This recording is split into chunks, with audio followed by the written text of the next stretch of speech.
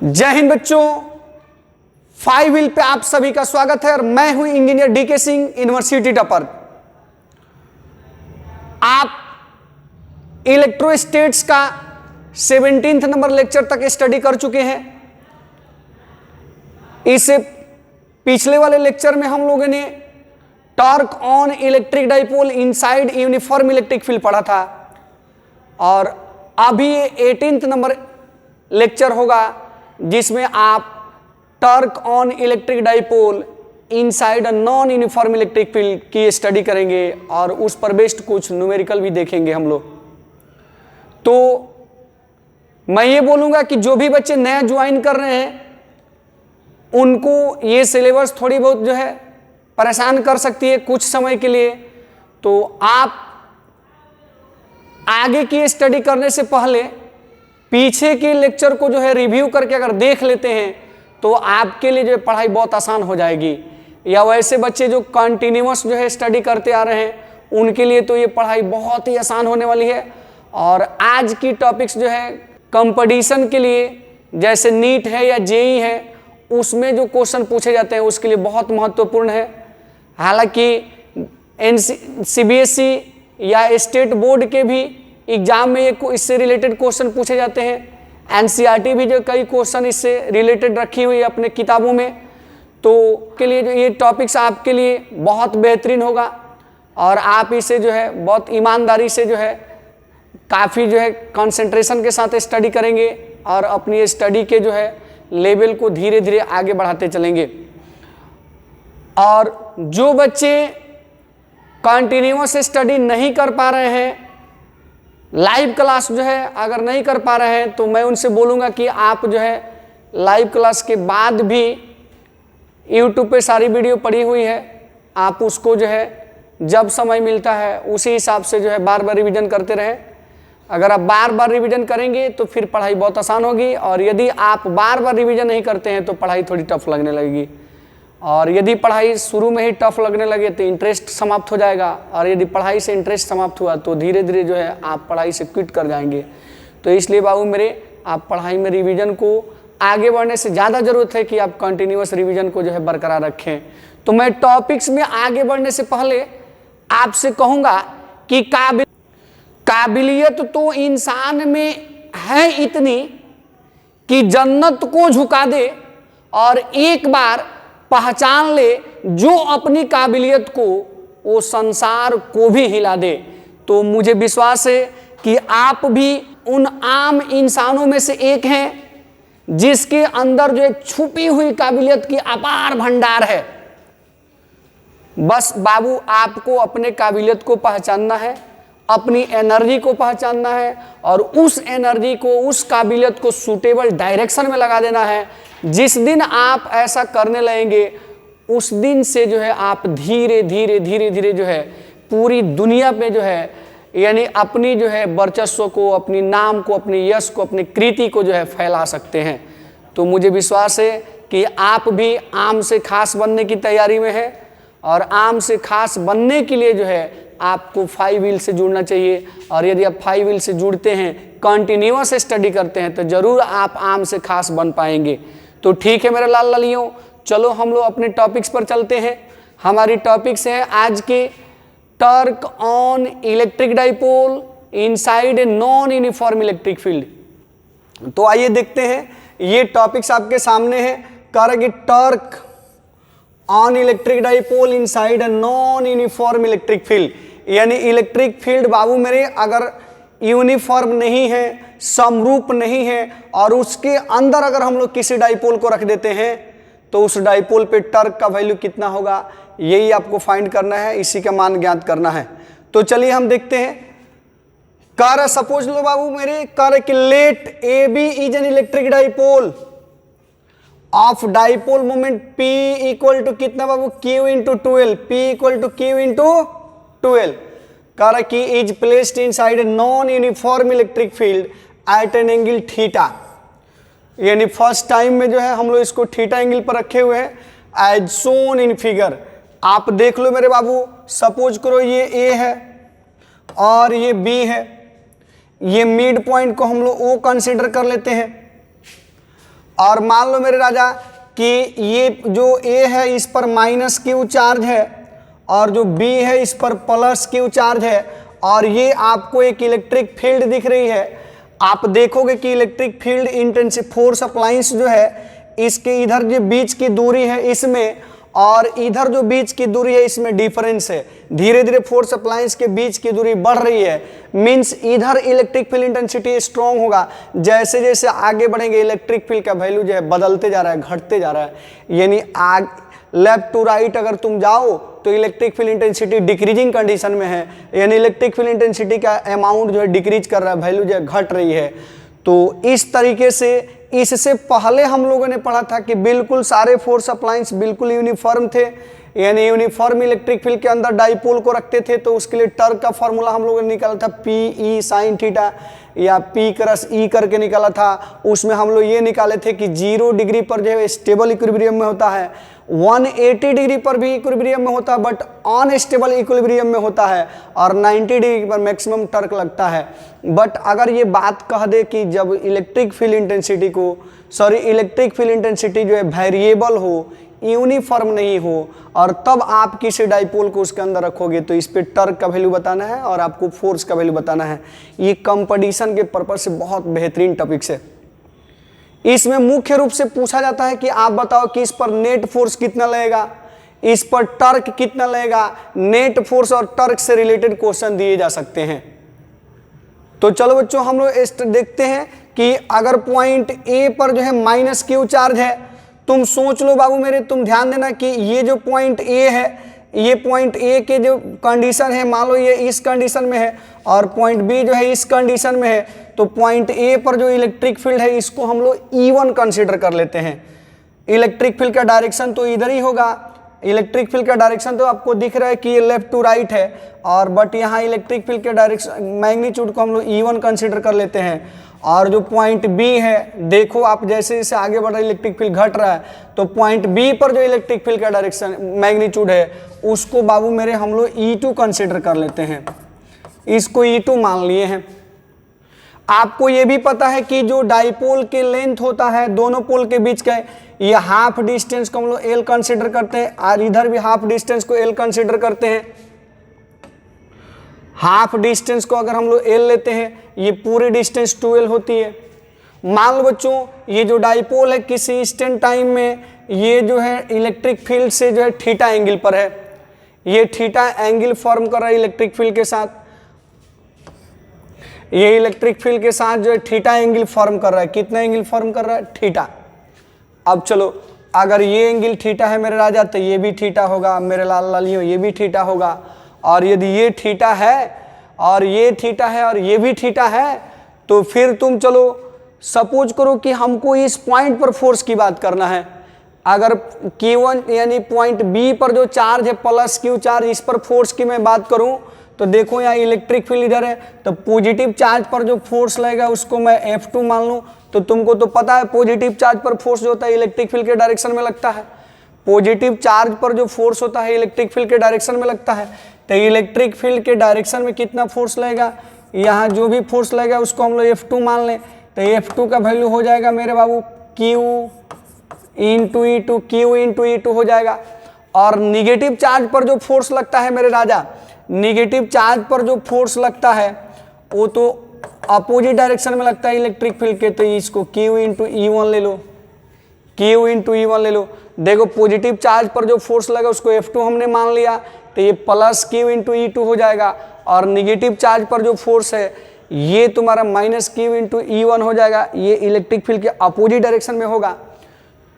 यहाँ तुम देखो ध्यान से E2 का जो E1 का जो मैग्नीट्यूड है वो E2 के मैग्नीट्यूड से ज़्यादा है, क्योंकि जैसे जैसे इधर बढ़ रहा है इलेक्ट्रिक फील्ड घट रहा है, यानी कि जो मॉड ऑफ E1 है मेरे बाबू, जो E1 का मैग्नीट्यूड है, जो E1 का मैग्नीट्यूड है मेरे बाबू वह E2 के मैग्नीट्यूड से क्या है, E2 के मैग्नीट्यूड से बड़ा है। E1 की जो मैग्नीट्यूड है मेरे राजा, E1 की जो मैग्नीट्यूड है वो E2 के मैग्नीट्यूड से बड़ा है।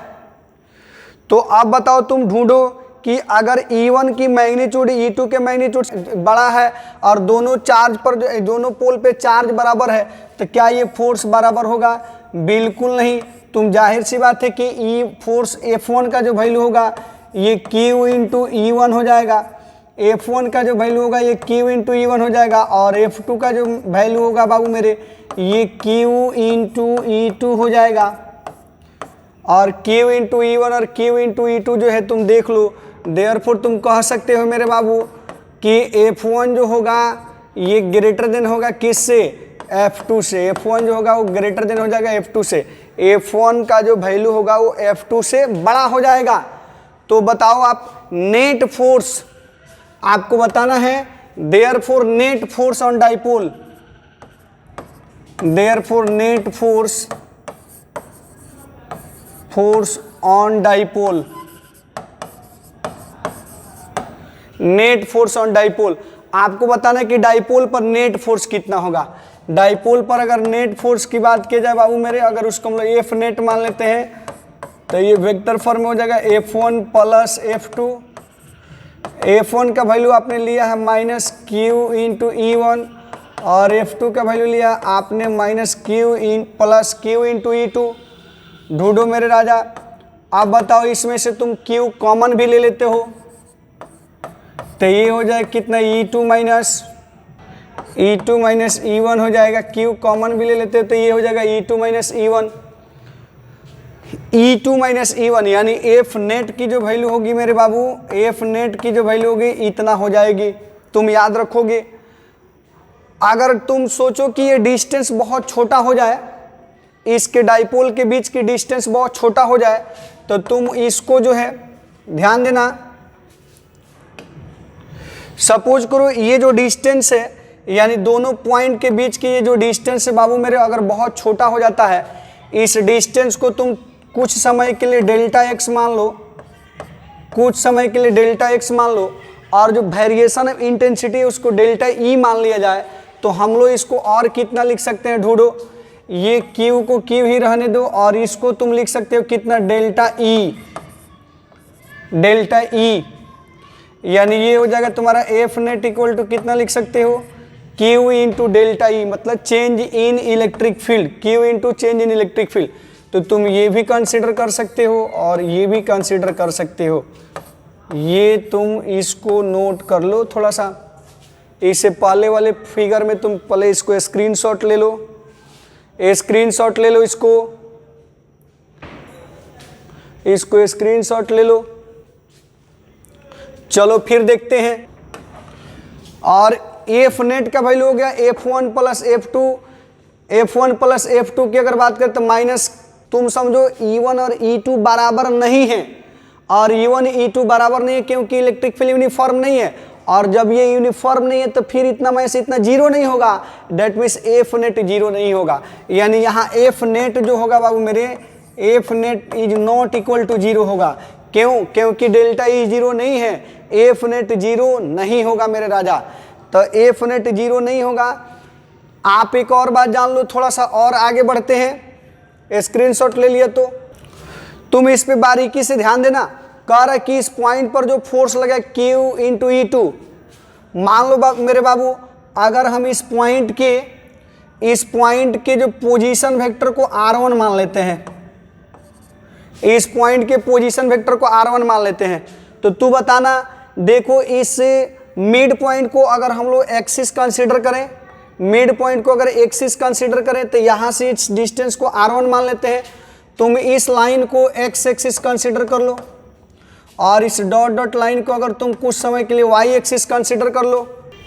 तुम इस पॉइंट को जो है सपोज करो इस लाइन को एक्स एक्सिस मान लो, और इस डॉट डॉट लाइन को वाई एक्सिस मान लो, और ये एंगल थीटा है। इस जो मिड पॉइंट से और पॉइंट बी के जो पोजीशन वेक्टर को अगर हम R1 मान लें, तो तू बताओ बाबू मेरे इसका जो है यानी इस एल का इधर कंपोनेंट कितना होगा? इसका इधर कंपोनेंट हो जाएगा कितना बाबू मेरे? तो एल कॉस थीटा हो जाएगा। इसका इधर कंपोनेंट कितना हो जाएगा? L cos theta. ये हो जाएगा एल कॉस थीटा। ये तो पता है तुमको कि जिधर एंगल बनाता है उधर कॉस थीटा, और फिर इसी का परपेंडिकुलर कंपोनेंट बोला जाए तो, इसी का परपेंडिकुलर कंपोनेंट बोला जाए तो परपेंडिकुलर कंपोनेंट हो जाएगा L sine theta, that means ये हो जाएगा तुम्हारा एल साइन थीटा हो जाएगा। सेम टू सेम सोचो, अगर मैं इसको जो है R2 यूनिट वेक्टर मान लूं, इसको मैं R2 यूनिट वेक्टर मान लूं, इसको यूनिट वेक्टर R2 मान लूं, कंसीडर कर लूं, मान लो मेरे बाबू R2 इसको अगर कंसीडर कर ले तो देखो इस R2 का इधर कंपोनेंट कितना हो जाएगा, इधर कंपोनेंट हो जाएगा L cos थीटा, और इसी का नीचे कंपोनेंट कितना हो जाएगा, नीचे कंपोनेंट हो जाएगा L sin थीटा। अब चलो तो हम लोग यूनिट वेक्टर R1 का जो है यानी R1 को पोजीशन वेक्टर के फॉर्मेट में कितना लिख सकते हैं, बोलो। लिख देंगे अगेन अगेन। चलो इसको हम लोग इसको फिगर से यहां पे समझते हैं। मान लो मेरे पास ये एक नॉन यूनिफॉर्म इलेक्ट्रिक फील्ड है और इस नॉन यूनिफॉर्म इलेक्ट्रिक फील्ड में सपोज करो कि तुमने एक डाइपोल को रख दिया है, यहां पर सपोज करो प्लस क्यू चार्ज है और यहां पर जो है माइनस क्यू चार्ज है, ये पॉइंट ए है और ये पॉइंट बी है। चलो मेरे राजा, तो अब बताओ जो पॉइंट ए पर फोर्स लगेगा, जो प्लस क्यू पर जो फोर्स लग रहा है इसको तुम F1 मान लो, और F1 की वैल्यू कितनी हो जाएगी, तो Q इंटू E1 मान लो इसको, इस पॉइंट पर इलेक्ट्रिक फील्ड को E1 मान लो, और इस पॉइंट पर इलेक्ट्रिक फील्ड को चलो हम लोग E2 मान लेते हैं। तो यहाँ पर जो फोर्स लगेगा उसको मैं अगर F2 मान लूँ तो ये माइनस क्यू इंटू E2 हो जाएगा, माइनस क्यू इंटू E2 हो जाएगा। सोचो मेरे बाबू, इस पॉइंट को हम लोग O मान लेते हैं और यहाँ से यहाँ की जो डिस्टेंस थी हाफ डिस्टेंस को हमने L कंसिडर किया था और इसको भी L कंसिडर, ये थीटा ले लो तो ये भी थीटा हो जाएगा, ये थीटा ले लो तो ये भी थीटा हो जाएगा। सोचो मेरे बाबू, इसको हम लोग मिड पॉइंट मान लेते हैं और ये रोटेशनल एक्सिस है जिसके अबाउट ये जो है यानी कि डाइपोल रोटेट करेगा। रोटेशनल एक्सिस से इस पॉइंट की पोजीशन वेक्टर को मान लो मेरे राजा कि इसको हम लोग एक्स एक्सिस कंसीडर कर ले रहे हैं और इसके परपेंडिकुलर ये एक वाई एक्सिस इमेजिंग कर लो, ये एक वाई एक्सिस इमेजिंग कर लो। और यदि पॉइंट बी की पोजीशन वेक्टर को हम लोग R1 कंसीडर कर लें, पॉइंट बी के पोजीशन वेक्टर को अगर हम लोग R1 कंसीडर कर लें तो बताओ ये लेंथ का मैग्नीट्यूड R1 का मैग्नीट्यूड है L, ये एंगल है थीटा, तो इसका इधर कंपोनेंट कितना होगा मेरे राजा, इसका इधर कंपोनेंट होगा L cos थीटा और इसी का इधर कंपोनेंट कितना होगा, इसी का इधर कंपोनेंट हो जाएगा L sin थीटा। तो अब बताओ हम R1 को वेक्टर फॉर्मेट में कितना लिख सकते हैं, देयरफॉर R1 इक्वल टू कितना लिख सकते हैं बताओ, R1 इक्वल टू कितना लिख सकते हैं, ये x कंपोनेंट ये y component, R1 equal to हम लोग लिख सकते हैं L cos theta unit vector I plus तुम ये L sin theta, L sin theta unit vector J लिख सकते हो, ये तुम्हारा R1 का वैल्यू हो गया। फिर चलो F1 का वैल्यू तुम ले इतना। सोचो अगर मैं इसको R2 मान लूँ, इसको सपोज करो मेरे बाबू, इसको मैं अगर R2 मान लूँ, इसके पोजीशन वेक्टर को मैं अगर R2 मान लूँ तो देखो इसका जो है x कंपोनेंट कितना होगा, ये वाला, ये x कंपोनेंट कितना होगा मेरे बाबू, ये भी L cos थीटा होगा और इसका y कंपोनेंट कितना होगा, तो ये भी L sin थीटा हो जाएगा। चलो तो R2 बराबर कितना लिख सकते हो, R2 का वैल्यू कितना लिख सकते हो बताओ। तो देखो x कंपोनेंट जो है x के निगेटिव डायरेक्शन में है और y कंपोनेंट भी निगेटिव डायरेक्शन में है, तो उसको हम लोग लिख सकते हैं L cos theta unit vector minus I, और इसको लिख सकते हैं कितना मेरे राजा, ये L sin थीटा, यहाँ मैंने माइनस लिख दिया है तो फिर यहाँ ये माइनस j लिख दो तुम, यूनिट वेक्टर माइनस j, कुल मिला के हो जाएगा तुम्हारा ये L cos theta unit vector I और ये माइनस यहाँ लगा दो, फिर ये इसमें का j का निगेटिव L sin थीटा और यूनिट वेक्टर j लगा दो। देखो R1 यानी पॉइंट B का पोजीशन वेक्टर यानी प्लस Q का पोजीशन वेक्टर मिल गया और प्लस माइनस Q का भी पोजीशन वेक्टर मिल गया।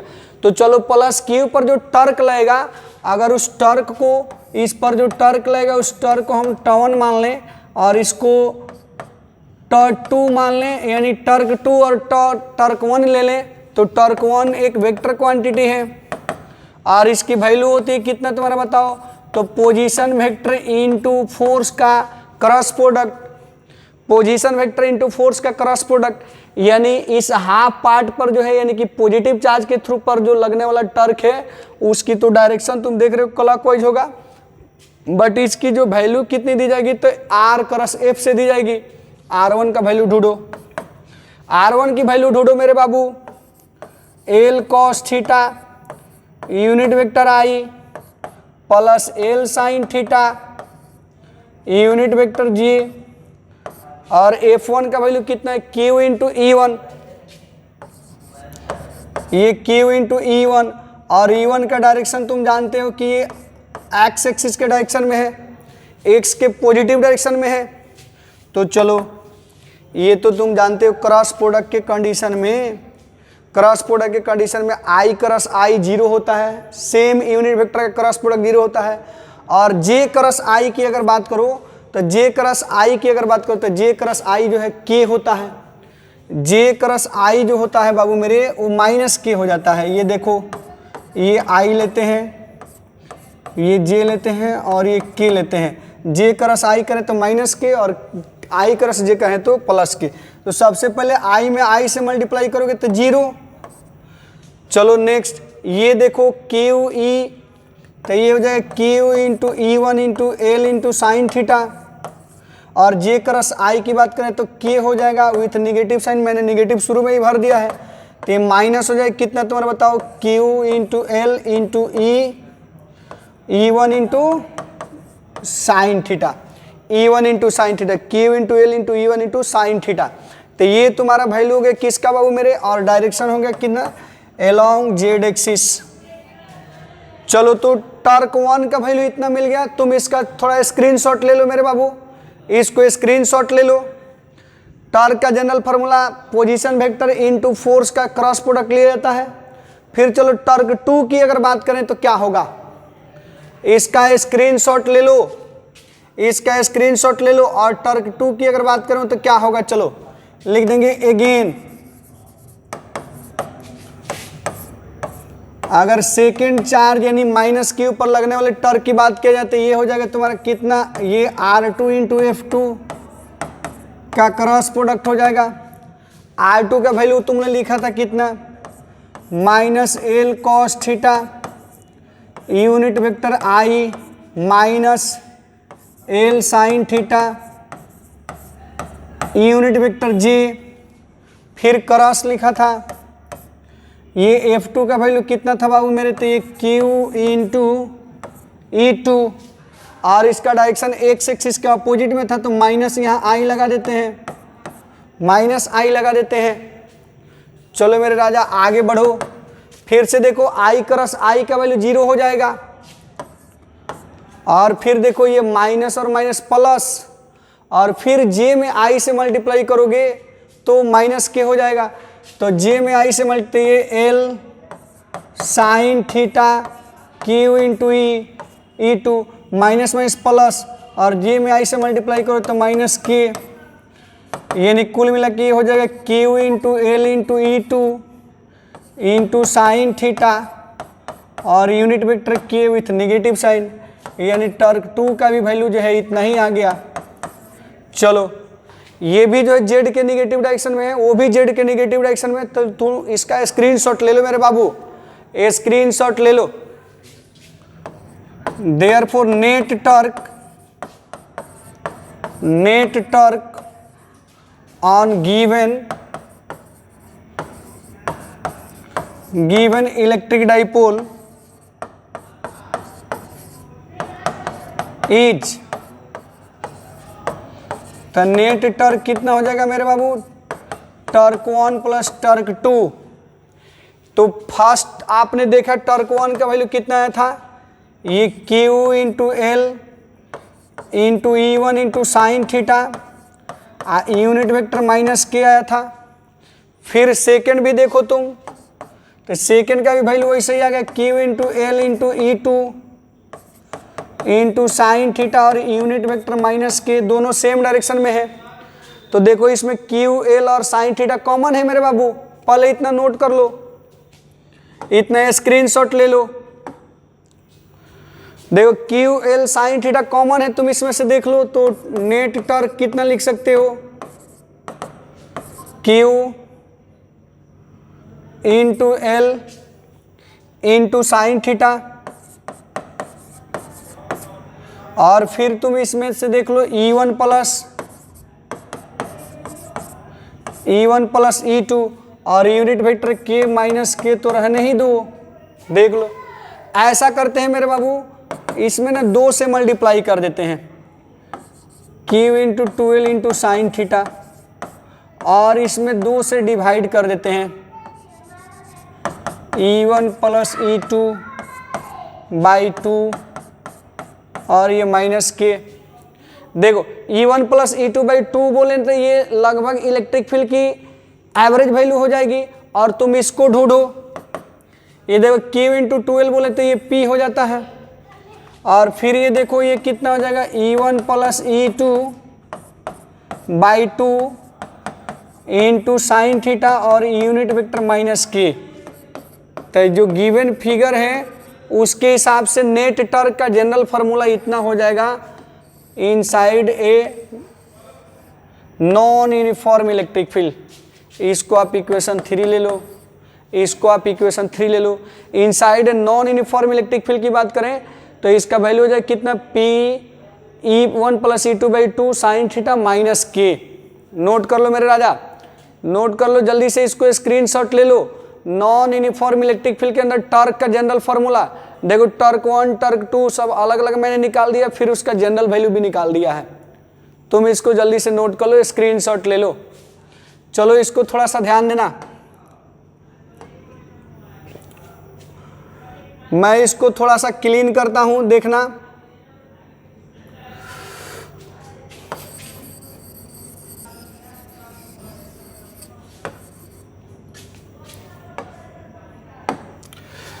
अगर इसको हम लोग मान ले बाबू मेरे, लेट कर दो, E1 plus E2 by 2 equal to हम लोग E कर लेते हैं, मान लेते हैं, तो फिर टॉर्क का जनरल फार्मूला कितना हो जाएगा बताओ। देयरफॉर टॉर्क इक्वल टू हो जाए कितना मेरे बाबू, ये हो जाएगा P E साइन थीटा और यूनिट वेक्टर माइनस के। ये इसका एवरेज वैल्यू को अगर हम लोग E मान लें, चूंकि डाइपोल के बीच की डिस्टेंस बहुत माइनर होती है, तो इसको अगर हम लोग अप्रोक्सीमेट E मान लें तो ये इतना हो जाएगा।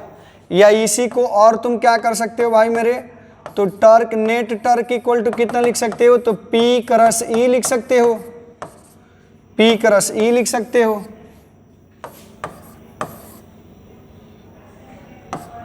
इसको 4 कंसिडर कर लो, इसको 5 कंसिडर कर लो। तो देखो torque equal to non uniform electric field के लिए टॉर्क का फॉर्मूला P क्रॉस E ही होता है, बट E का जो वैल्यू होता है E1 प्लस E2 बाई 2 होता है, और वही यूनिफॉर्म इलेक्ट्रिक फील्ड में ये सभी जगह बराबर केवल E ही होता था, but non uniform electric field में E1 प्लस E2 बाई 2 हो जाता है ये E का वैल्यू। चलो इन मैग्नीट्यूड की बात करें,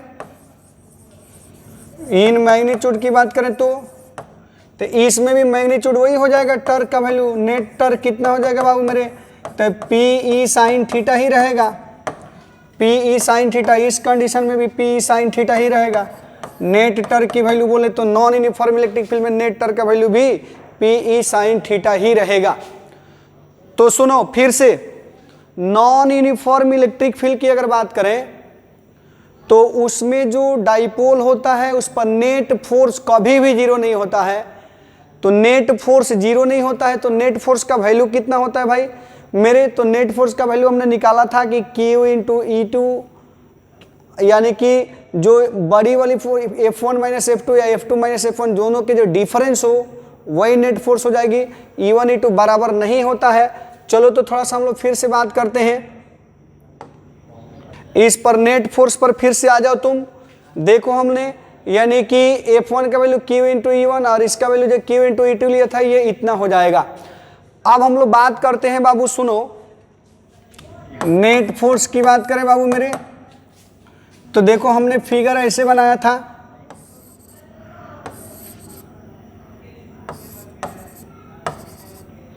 यहाँ माइनस क्यू, यहाँ प्लस क्यू, यहाँ क्यू इंटू E1 मान लो, यहाँ Q इंटू E2 मान लो। किसी को E1 किसी को E2 मान सकते हो तुम, तुम्हारी मर्जी है।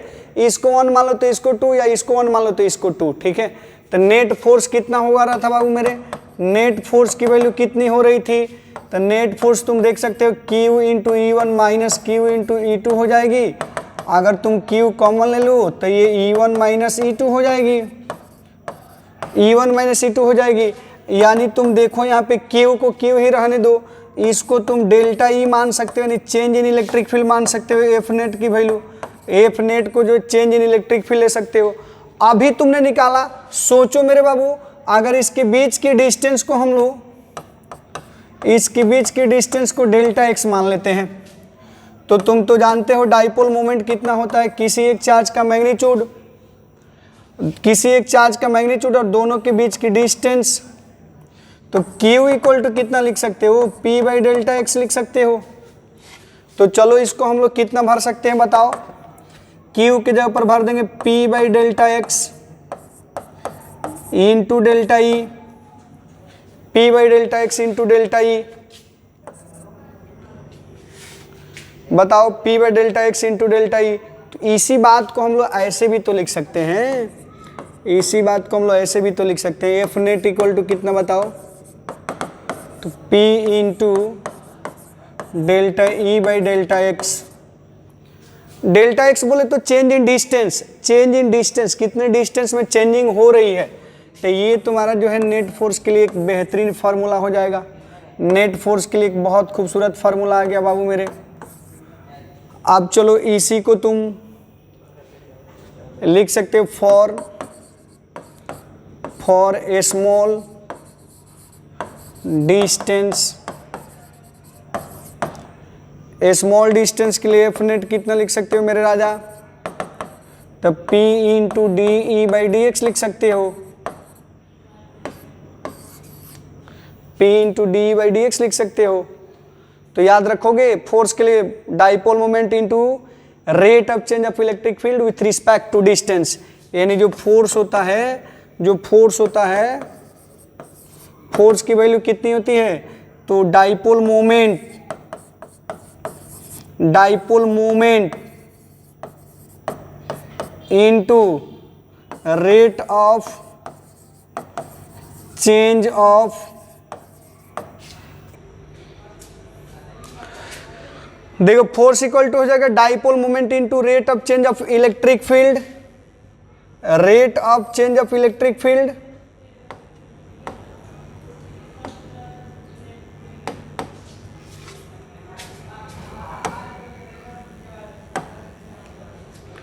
रेट ऑफ चेंज ऑफ, देखो मैंने यहां लिख दिया इलेक्ट्रिक फील्ड इंटेंसिटी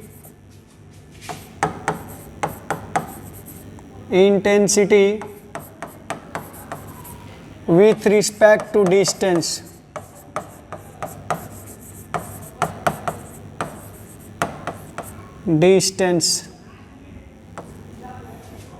देखो यानी कि dipole moment into rate of change of electric field intensity जो होगा ये डाइपोल पर फोर्स के इक्वल हो जाएगा।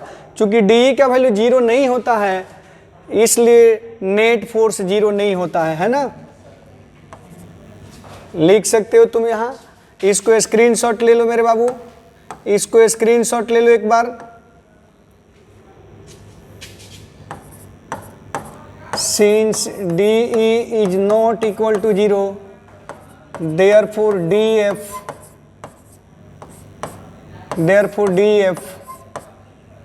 is not equal to 0.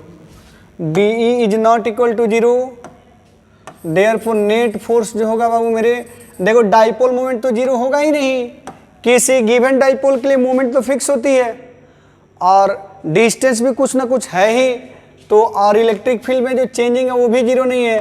तो एफ नेट क्या होगा मेरे बाबू, therefore F net is not equal to 0।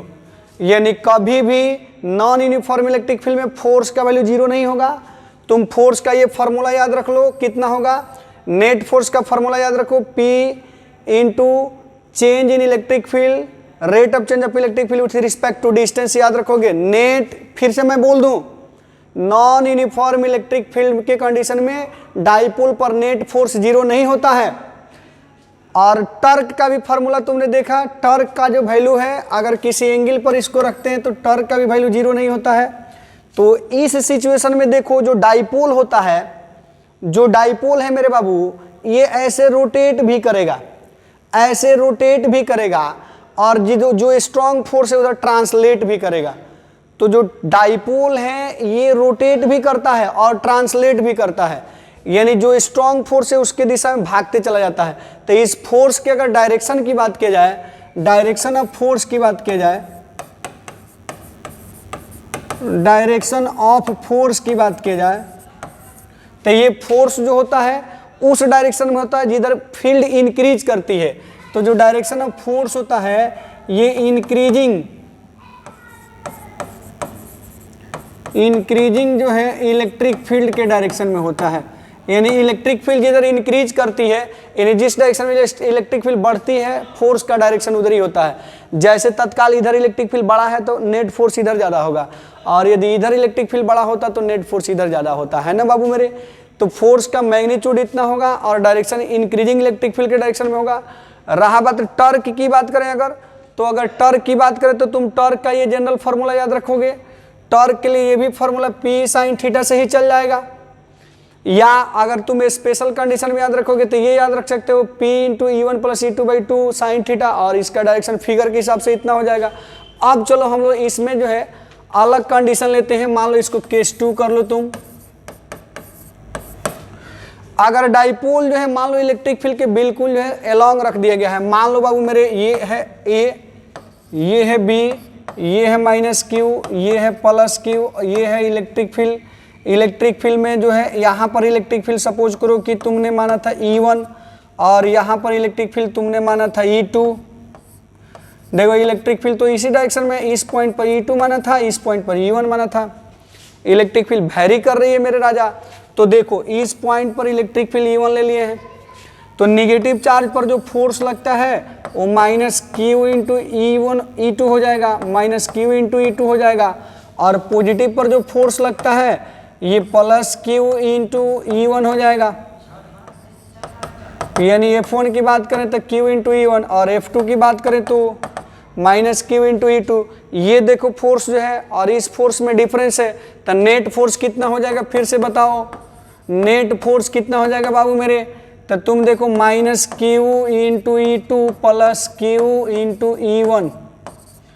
तुम ढूंढो बाबू मेरे, ये -Q × E2 इधर लग रहा है और +Q × E1 इधर लग रहा है, तो इसमें से Q कॉमन ले लो, यानी कुल मिला के E1 - E2 हो जाएगा, E1 - E2 हो जाएगा।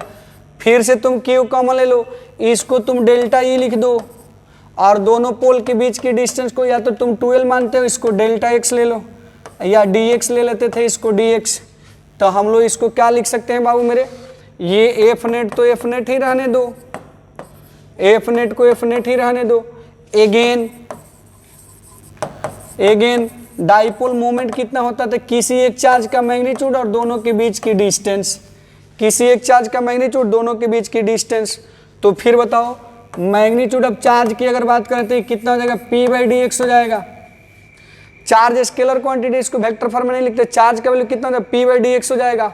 तो बताओ F नेट कितना हो जाएगा, F नेट कितना हो जाएगा मेरे राजा, बताओ F नेट कितना हो जाएगा। तो ये Q को Q के जगह पर तुम भर दो P, Q के जगह पर तुम भर दो P,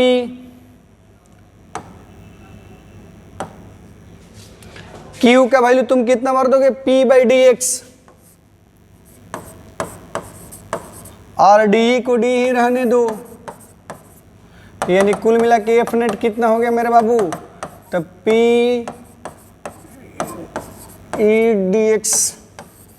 देखो तो फोर्स तो इस कंडीशन में भी वही है, और इसका डायरेक्शन किधर हो जाएगा, तो along the net electric field, यानी जो फोर्स का डायरेक्शन होगा मेरे बाबू, वो फोर्स का जो डायरेक्शन होगा नेट इलेक्ट्रिक फील्ड यानी डी के डायरेक्शन में होगा, यानी जो नेट इलेक्ट्रिक फील्ड होगी उसके डायरेक्शन में होगा। इलेक्ट्रिक फील्ड जिधर इंक्रीज करेगी उसी के पैरेलल हो जाएगा। रहा बात टर्क की, तो तुम देखो मोमेंट हमेशा माइनस क्यू से प्लस क्यू की ओर लिया जाता है। इस कंडीशन में देखो जो डाइपोल मोमेंट है और electric field, net electric field दोनों सेम डायरेक्शन में है। इलेक्ट्रिक फील्ड इधर है, नेट इलेक्ट्रिक फील्ड का डायरेक्शन देखो ये, और मोमेंट भी देखो तो थीटा कितना हो जाएगा। अगेन देखो theta equal to 0 degree, therefore net torque कितना बाबू मेरे, तो टॉर्क का तो वैल्यू पी साइन थीटा ही होता है, और यहाँ साइन 0 डिग्री है तो साइन 0 डिग्री बोले तो 0 ही होगा। यानी इस कंडीशन में टॉर्क का वैल्यू 0 होता है। जब डाइपोल को जो है इलेक्ट्रिक फील्ड के बिल्कुल पैरेलल रख दिया जाए तो इस नॉन यूनिफॉर्म इलेक्ट्रिक फील्ड में भी जो टॉर्क 0 होता है, बट नेट फोर्स 0 नहीं होता है। नेट फोर्स मेरे राजा 0 नहीं होता है, नेट फोर्स 0 नहीं होता है, बट इलेक्ट्रिक टॉर्क जो है 0 होता है। शर्त है कि अगर थीटा का वैल्यू 0 डिग्री हो तो, थीटा अगर 0 डिग्री, स्क्रीनशॉट ले लो इसको, थीटा 0 डिग्री है तो इलेक्ट्रिक फील्ड जो होगी, यानी थीटा 0 डिग्री है तो नेट फोर्स 0 होगा, बट नेट फोर्स 0 नहीं होगा, बट टॉर्क का वैल्यू 0 होगा मेरे राजा। चलो आगे बढ़ते हैं, थोड़ा सा देखो, सोचो मेरे राजा, अगर इलेक्ट्रिक फील्ड का डायरेक्शन तुम लेफ्ट टू राइट ले रहे हो, इस पॉइंट पर तुम बी को कंसीडर कर लो और इस पॉइंट पर ए को कंसीडर कर लो, यहाँ माइनस ले लो, क्यू ले लो, और यहाँ प्लस क्यू ले लो, ये तो मिड पॉइंट है। तुमको तो पता है कि मूवमेंट किधर से किधर, तुमको तो पता है कि मूवमेंट हमेशा जो है माइनस क्यू से प्लस क्यू की ओर ली जाती है, तो मूवमेंट इधर है, और नेट इलेक्ट्रिक फील्ड तुम कंसीडर कर लोगे, नेट इलेक्ट्रिक फील्ड इधर ही तो होगा। इस पॉइंट पर इलेक्ट्रिक फील्ड को हमने जो है E1 माना है, और इस पॉइंट पर इलेक्ट्रिक फील्ड को हमने जो E2 माना है। तो निगेटिव जो पॉजिटिव पार्टिकल है, जो पॉजिटिव चार्ज पार्टिकल है, इस पर फोर्स तो इलेक्ट्रिक फील्ड के डायरेक्शन में लगेगा, यानी इस पर जो फोर्स लगेगा, मान लो हमने F2 ले लिया तो F2 का वैल्यू Q इंटू E2 हो जाएगा, और निगेटिव पर तो फोर्स उल्टा लगता है, तो निगेटिव पर फोर्स को अगर हमने F1 मान लिया तो माइनस Q इंटू F1 हो जाएगा। देखो दोनों एक दूसरे के अपोजिट है, तो नेट फोर्स कितना, नेट फोर्स कितना मेरे बाबू, बोलो मेरे राजा, net force F1 plus F2, F1 plus F2, F1 का वैल्यू बोले तो माइनस Q इंटू E1, और F2 की वैल्यू बोलो तो Q इंटू E2। तुम इसमें से Q कॉमन ले लो, और देखो E2 को मैं पहले लिख देता हूँ, E1 को मैं बाद में लिख देता हूँ। तो देखो इन दोनों के बीच के डिफरेंस को हम लोग क्या मानते हैं, क्या मानते हैं बाबू मेरे, ये हो जाएगा DE। तो यहाँ पर भी नेट फोर्स वही बात है। अगर तुम इस पूरी डिस्टेंस को डेल्टा x मान लो या dx मान लो, dx मान लो, तो डाइपोल मोमेंट कितना, dipole moment P equal to कितना बाबू मेरे, तो Q इंटू डी एक्स, तो Q इक्वल टू कितना P बाई डी एक्स। तो देयरफॉर F नेट कितना बताओ, F नेट कितना हो जाएगा मेरे राजा बताओ, तो P by d x I into d E, that means ये हो जाएगा P D by d x, ये F नेट हो जाएगा। तो इस कंडीशन में भी नेट फोर्स 0 नहीं होगा, चूंकि डी का वैल्यू 0 नहीं है, चेंज इन इलेक्ट्रिक फील्ड 0 नहीं है, तो नेट फोर्स 0 नहीं होगा। बट टॉर्क की वैल्यू देखो, तुम यहाँ देखो डाइपोल मोमेंट इधर है और नेट इलेक्ट्रिक फील्ड इधर है, तो थीटा कितना, थीटा 180 डिग्री, थीटा 180 डिग्री। तो बताओ मेरे राजा टॉर्क कितना, टॉर्क का तो जनरल फार्मूला वही था P साइन थीटा, तो P साइन 180 डिग्री भर दो, यानी इस कंडीशन में भी टॉर्क क्या हो जाएगा, 0 हो जाएगा। तो जब भी डाइपोल जो इलेक्ट्रिक फील्ड के लाइन होगी, नॉन यूनिफॉर्म इलेक्ट्रिक फील्ड हो, तभी भी टॉर्क का वैल्यू 0 होगा, बट नेट फोर्स 0 नहीं होगा। टॉर्क का वैल्यू 0 होगा, बट नेट फोर्स 0 नहीं होगा। नेट फोर्स का फॉर्मूला तुम देख लो, याद रखना, dipole moment into rate of change of electric field with respect to distance. Screenshot ले लो, ये केस 3 कर लो, स्क्रीनशॉट ले लो। जब डाइपोल जो है अपोजिट है तो क्या होगा, और डाइपोल सेम डायरेक्शन में तो क्या होगा, नेट फोर्स कभी भी तुम फार्मूला याद रखोगे नॉन यूनिफॉर्म इलेक्ट्रिक फील्ड के लिए, नेट फोर्स और टॉर्क का। चलो हम लोग आगे बढ़ते हैं। बहुत मजा आया ना? मजा तो इतना है कि बुखार छोड़ा दिया होगा, लेकिन कोई बात नहीं है, अब आएगा मजा, है ना? चलो देखते हैं। देखो एक बहुत खूबसूरत क्वेश्चन है, ये एनसीईआरटी की क्वेश्चन है 1.27। एनसीईआरटी की जो फर्स्ट एक्सरसाइज है उसका 27 नंबर क्वेश्चन है और बिल्कुल इसी पर बेस्ड है क्वेश्चन। देखो मेरे राजा, कह रहा है कि in a certain region of a space, यानी स्पेस जो है उसके किसी स्पेशल क्षेत्र में electric field is along Z direction. Electric field जो है बाबू मेरे जेड डायरेक्शन में है, थ्रू आउट माने कंप्लीटली जो है जेड डायरेक्शन में है। कह रहे कि the magnitude of electric field is however not constant. जो इलेक्ट्रिक फील्ड है बाबू उसकी मैग्नीट्यूड कांस्टेंट नहीं है। मैग्नीट्यूड इलेक्ट्रिक फील्ड का डायरेक्शन जेड एक्सिस में है, इलेक्ट्रिक फील्ड का डायरेक्शन जेड एक्सिस में है, बट उसका मैग्नीट्यूड कांस्टेंट नहीं है, यानी उसकी मैग्नीट्यूड वेरी कर रही है। कह रहे हैं क्या कि but it increases uniformly along the positive Z direction. Electric field जो है जेड डायरेक्शन के पॉजिटिव डायरेक्शन में इंक्रीज कर रही है, यूनिफॉर्मली इंक्रीज कर रही है, माने बिल्कुल बराबर रेट से बढ़ रही है। और देखो रेट भी दिया हुआ है, एट द रेट ऑफ, यहां ध्यान देना बाबू मेरे, at the rate of 10⁵ Newton पर कूलम पर मीटर, यानी प्रति 1 मीटर की डिस्टेंस बदलने से 10⁵ न्यूटन पर कूलम पर मीटर के डिस्टेंस के साथ वेरी कर जाती है। करे कि व्हाट आर द फोर्स, अब बताओ फोर्स निकालना है। अभी तुमने फॉर्मूला पढ़ा है कि नहीं? इलेक्ट्रिक फील्ड वेरी कर रही है, उसमें एक डाइपोल रखा हुआ है और कह रहा है कि जो डाइपोल रखा हुआ है और इलेक्ट्रिक फील्ड जो जेड एक्सिस में रखी हुई है और जेड एक्सिस में इलेक्ट्रिक फील्ड वेरी कर रही है, प्रति 1 मीटर पर जो है इतना अमाउंट उसका चेंज हो जाता है। अब तुमको बताना है कि उस पर फोर्स कितना लगेगा एंड टॉर्क कितना लगेगा, टॉर्क भी बताना है। Torque experienced bye a system having total dipole moment इतना, यानी एक ऐसा डाइपोल है जिसका डाइपोल मोमेंट देख लो 10⁻7 कूलम मीटर है, coulomb into metre, in the negative z direction. जो डाइपोल मोमेंट है उसका डायरेक्शन किधर है? निगेटिव जेड एक्सिस में। डाइपोल मोमेंट की जो डायरेक्शन है बाबू मेरे वो निगेटिव जेड एक्सिस में है। चलो मैं पहले कंसीडर करता हूं, सोच लो। मान लो बच्चों क्वेश्चन को हम लोग पहले फिगर से समझते हैं। ये एक्स एक्सिस है, ये मान लो वाई एक्सिस है और इसको कंसीडर कर लो जेड एक्सिस है। ये जेड एक्सिस है, ये एक्स एक्सिस है, ये वाई एक्सिस है और ये जेड एक्सिस है। तो ये जेड का निगेटिव वैल्यू हो जाएगा, माइनस जेड एक्सिस हो जाएगा। अब सुनो, कह रहा कि in a certain region of a space electric field is along Z direction. इसमें एक इलेक्ट्रिक फील्ड है बाबू मेरी, जो इलेक्ट्रिक फील्ड है वह कितनी है, वह किस डायरेक्शन में? तो इलेक्ट्रिक फील्ड जो है बाबू मेरे इस डायरेक्शन में है, इलेक्ट्रिक फील्ड जेड डायरेक्शन में है और वो भी इलेक्ट्रिक फील्ड जो जेड डायरेक्शन में जो है इंक्रीज कर रही है, पॉजिटिव डायरेक्शन में है। यानी जेड के पॉजिटिव डायरेक्शन में इंक्रीज करने का मीनिंग है कि इलेक्ट्रिक फील्ड ऐसी हो सकती है।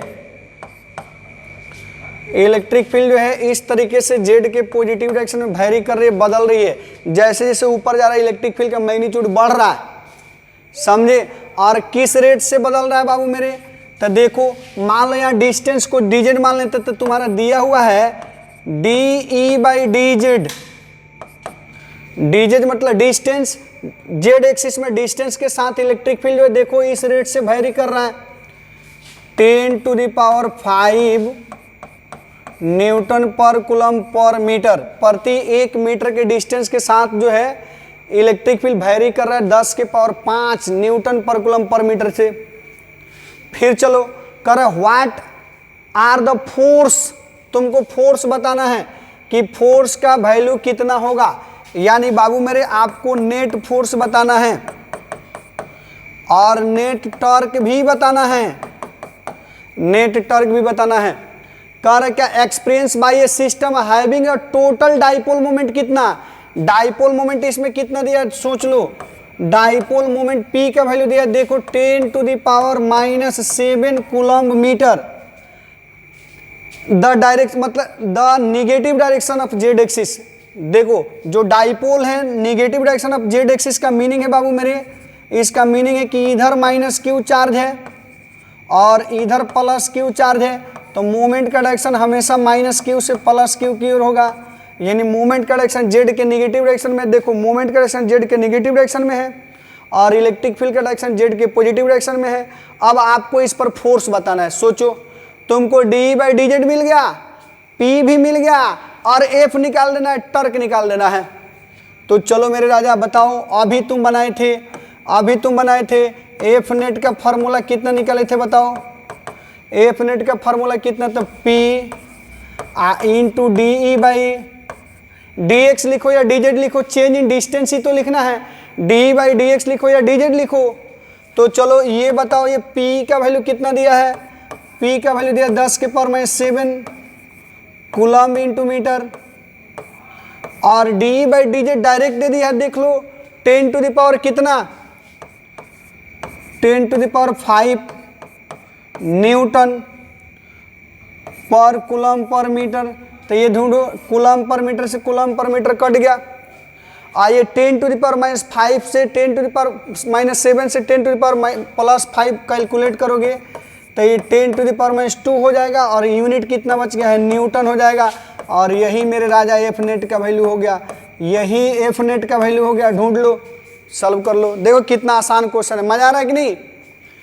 ये एनसीईआरटी की 1.27 नंबर क्वेश्चन है, तुम मिला लेना बुक से।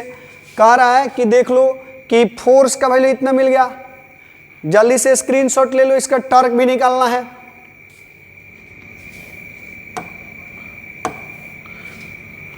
सोचो तुम, ध्यान दो, देखो यहाँ मूवमेंट जो है इधर से इधर है और इलेक्ट्रिक फील्ड इधर से इधर है। देखो तुम, इलेक्ट्रिक फील्ड जेड एक्सिस के पॉजिटिव डायरेक्शन में है और मूवमेंट जो है डाइपोल मूवमेंट जेड एक्सिस के नेगेटिव डायरेक्शन में, तो दोनों के बीच का एंगल कितना, 180 डिग्री। दोनों के बीच का एंगल कितना बाबू मेरे, 180 डिग्री। तो जब दोनों के बीच के एंगल 180 डिग्री तो टॉर्क कितना, यहाँ देखो थीटा कितना है, यहाँ बताओ थीटा कितना है बाबू मेरे, 180 डिग्री। तो टॉर्क का वैल्यू कितना होता है, PE साइन थीटा।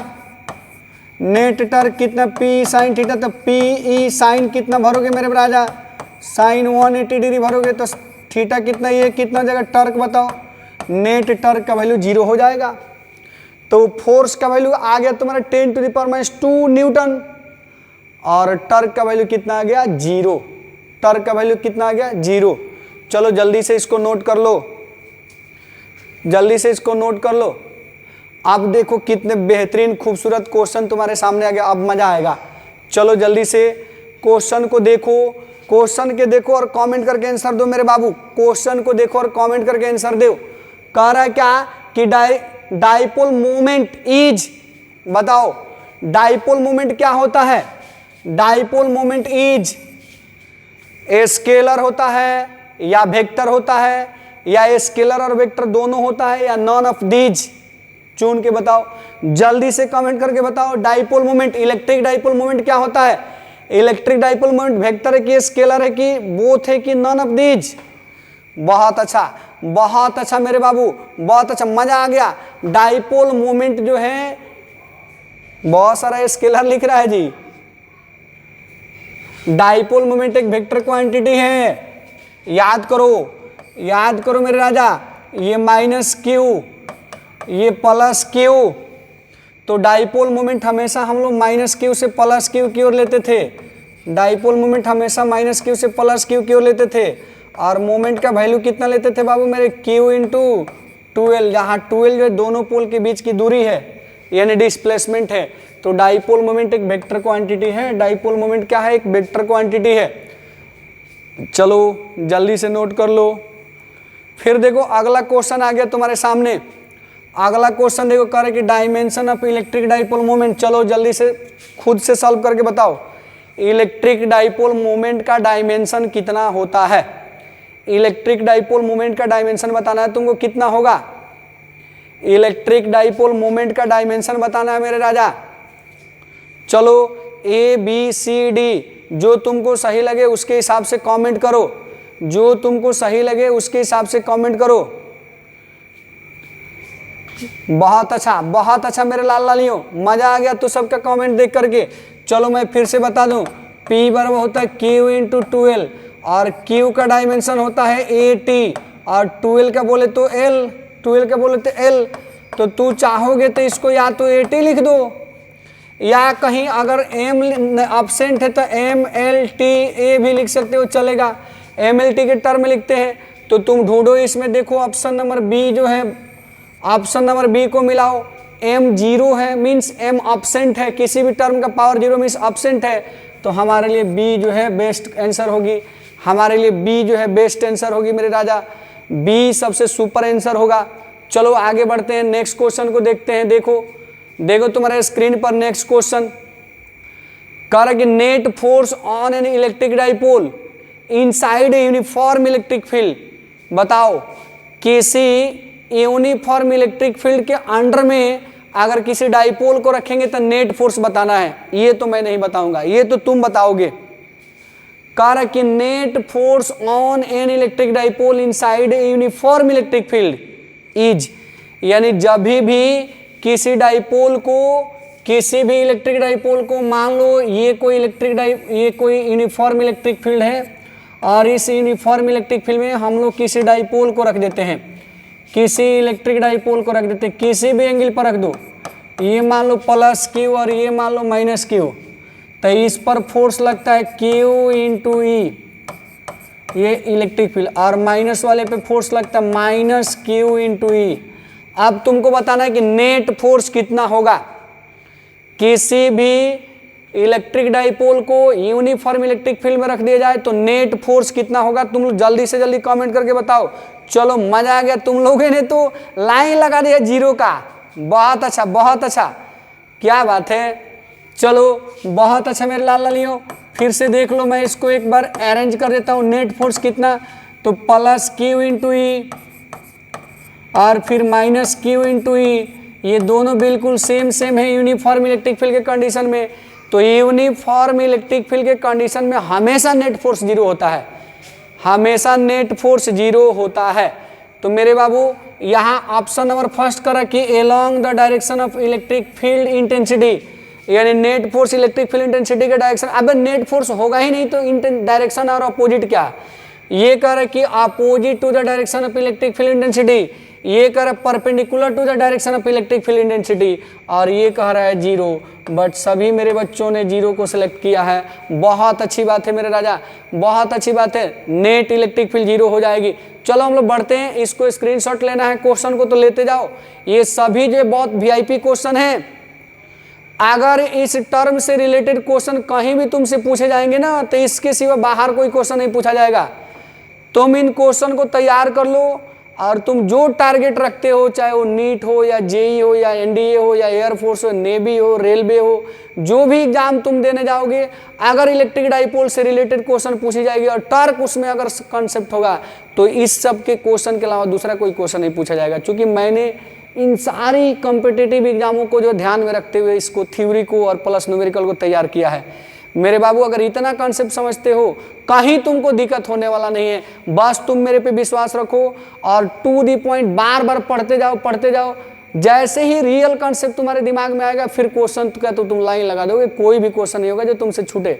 तो चलो फिर हम लोग आगे बढ़ते हैं नेक्स्ट क्वेश्चन की ओर। देखो ध्यान दो, कह रहा कि net force on an electric dipole inside a non uniform electric field. चलो याद करो, अभी तुमने यूनिफॉर्म इलेक्ट्रिक फील्ड पढ़ा है, ये question non uniform electric field की बात करता है। नॉन यूनिफॉर्म इलेक्ट्रिक फील्ड में देखो, नॉन यूनिफॉर्म इलेक्ट्रिक फील्ड में अगर डाइपोल रख देंगे तो इंटेंसिटी कितना होगा। पहला ऑप्शन देखो, कह रहा कि along the direction of decreases electric field intensity, कह रहा है along the direction of increases electric field intensity, फिर कह रहा है कि perpendicular to the direction of electric field intensity and zero, net force किधर होगा, यानी नेट फोर्स का डायरेक्शन बताना है तुमको।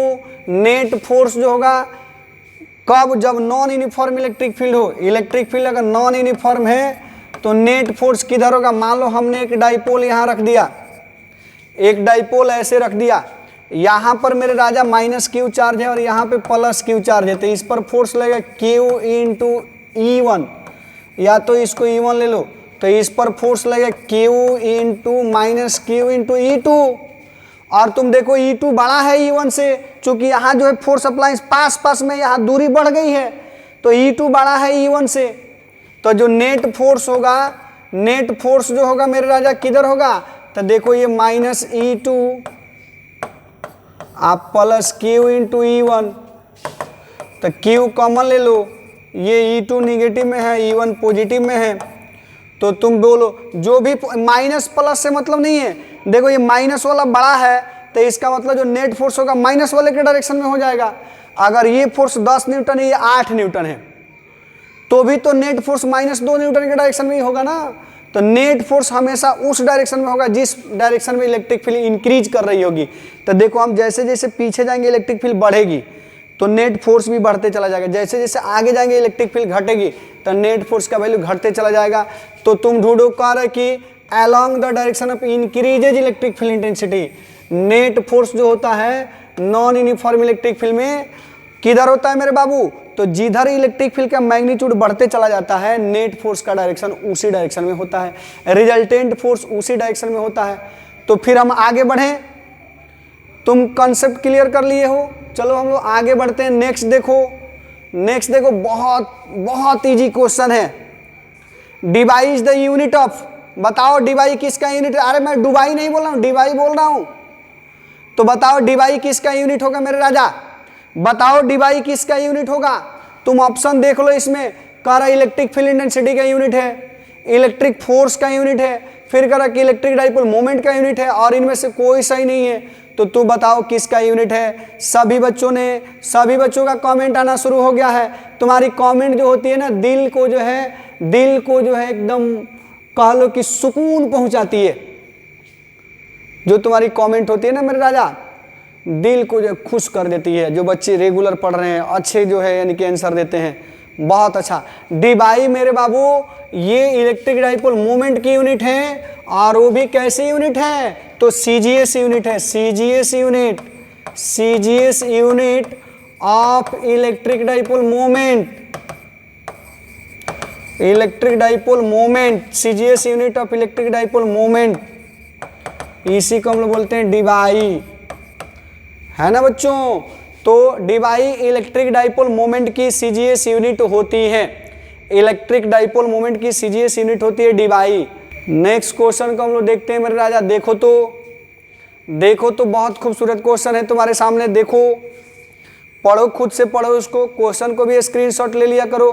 कह रहे कि when an electric dipole placed inside a non uniform electric field then, बताओ कह रहे कि जब भी कोई इलेक्ट्रिक डाइपोल किसी नॉन यूनिफॉर्म इलेक्ट्रिक फील्ड में रख दिया जाता है, तो क्वेश्चन देखो कह रहा है कि net force and net torque always be zero.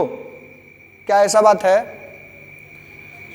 क्या ऐसा बात है कि नॉन यूनिफॉर्म इलेक्ट्रिक फील्ड में नेट फोर्स हमेशा जीरो होता है और टॉर्क भी हमेशा जीरो होता है? ऐसा है?